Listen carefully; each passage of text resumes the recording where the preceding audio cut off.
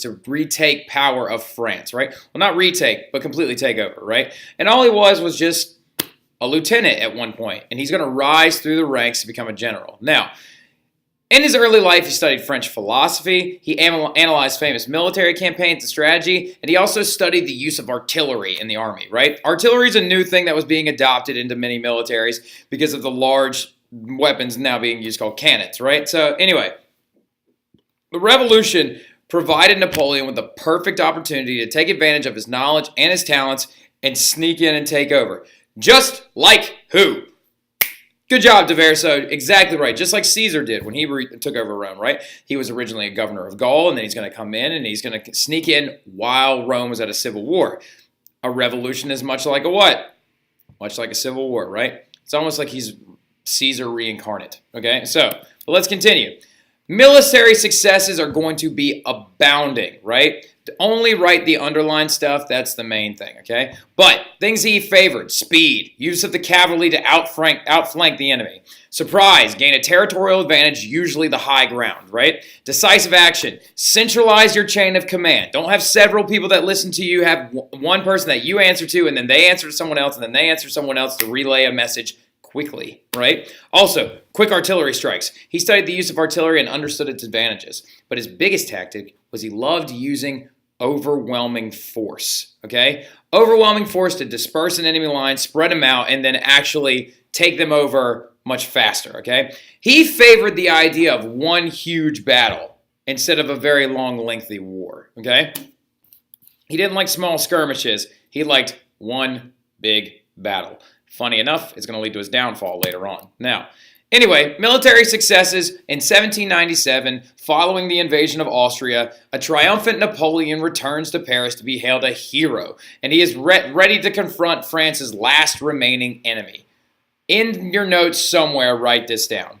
Napoleon hates Britain, okay? He can't stand them. He considers them to be their mortal enemy, right? Some of this may have to do with the fact that he was refused entry into their military. Ugh, a little salty. And then also, though, they don't like Britain following things like the French and Indian War, the 100 Years' War. They have a lot of history, so it's not surprising that he doesn't like Britain, right? Now, he chose to do one thing about going after Britain. Instead of attacking them directly, which he knew he had no shot at, he was going to attack their colonial interests, right? Imperialism is at a big height during this time period. So he decides to go after their wallet, where they make their money, their colonies, right? Now, keep in mind, Britain had colonies all over the world at this time. Had colonies in India, Malaysia, China, North Africa, East Africa, South Africa, North America, because it's 1797, they're not really using the Americas as much, right? But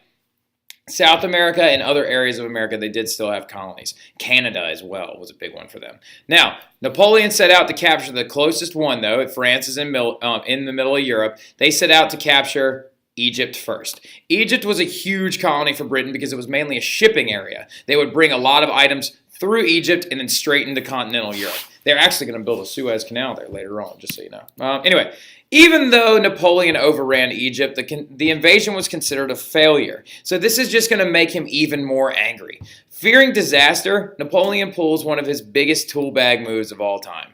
He actually just left his army there and returned to Paris, right? Conceding defeat, he just left and went back to Paris. However, when he got back, a huge shift in power was underway. The Directory was very ineffective, and there was rumors of another small revolution popping up, right? Because remember, there's still a minced revolution. Napoleon is the downward arc of our little graph of a revolution, right? He's down here on this end. He's not back to peace yet. However, he is going to be the guy that tries to help them reach that, all right? He becomes the French people's common enemy towards the end. So, he used the army to overthrow the Directory and establish the thing called a consulate. Why is that so familiar?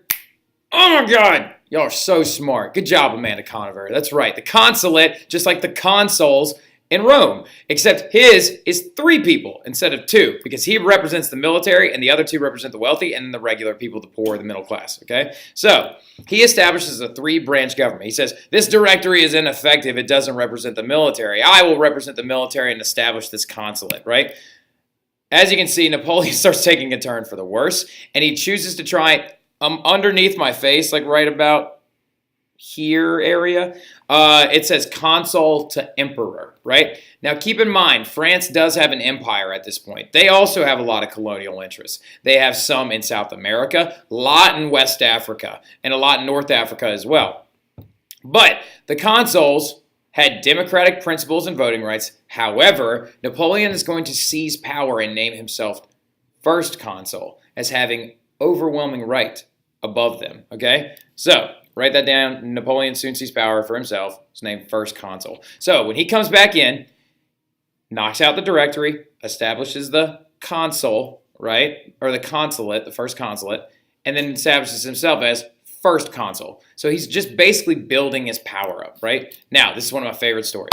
So, in 1804, though, he seized on his popularity and wrote a new constitution. And as the first consul, he was allowed to pass documents like these. And in this document, he wished and was to be called the Emperor of France. So with a failed swoop after coming out of Egypt, he literally takes over an entire country just because there's a shift in power and a dissension, okay? So, Napoleon invited the Pope actually to Notre Dame because, remember, France is still a Catholic country, especially under the Edict of Nantes. It's still their official religion.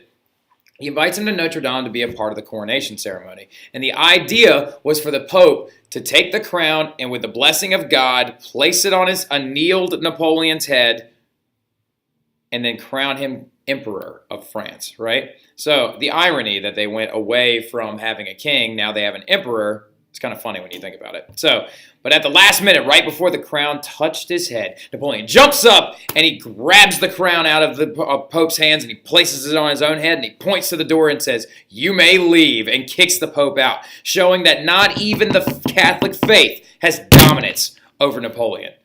Very bold move, okay? So, the first thing he does when he comes in, and as you can see right here, he's depicted as a Roman emperor because that's what he saw himself as. Remember, he's big into history, so he's modeling all of his stuff off of the Roman government. Now, he reformed French law and came up with a new civil law form. Who did the first civil law? Anybody remember who did the very first civil law? Huh? Good job, Lauren Kennedy. That's right, Justinian, right, in the Byzantine Empire. Civil law means it applies to everybody.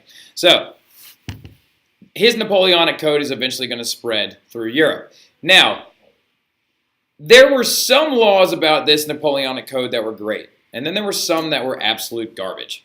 So, a couple of them, you don't have to write this down, but a couple of them, for example, are all forms of property were safeguarded. Employment was based on your talent, not on where you were from or who your dad was, your birthright. Merit was based on, your pay was based on how good you were at your job, which is something that we still use today. Workers' organizations were forbidden. Ugh. We have those actually currently because everybody's realized that you kind of disadvantage your workers if you don't allow them to unionize.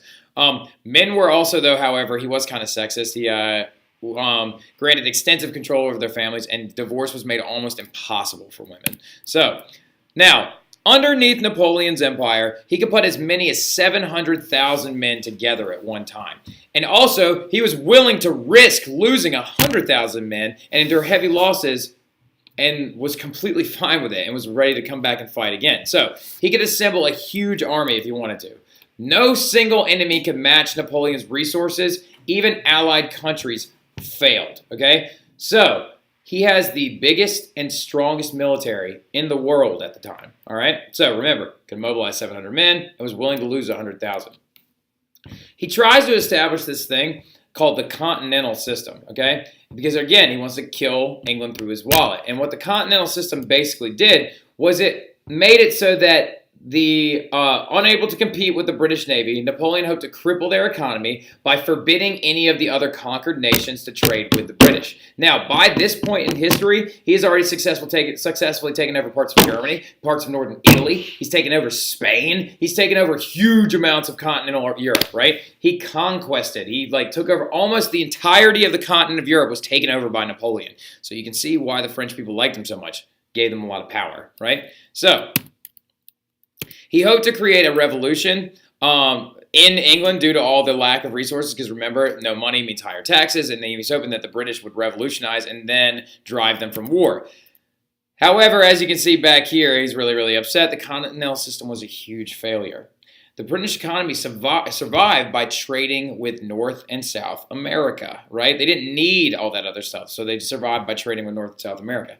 Now, many of Napoleon's economic policies also only favored France. This is upsetting a lot of people in his empire, particularly one group of people, the Russians. Okay, so his biggest mistake in all of his stuff was when he decided to invade Russia. All right, so he tried to invade Russia because Russia did not like the changes that were coming, and they withdrew themselves from his continental system. Okay, now I know we have our tests on Thursday, but we're going to finish this stuff up tomorrow because I love talking about Napoleon's invasion of Russia, and I'll streamline it and I'll make it so you know exactly what's going to be on there right before the test. Okay, so I'll see y'all then, Camden Catholic. We'll have a review game tomorrow, play some grudge ball. Okay, y'all have a good evening.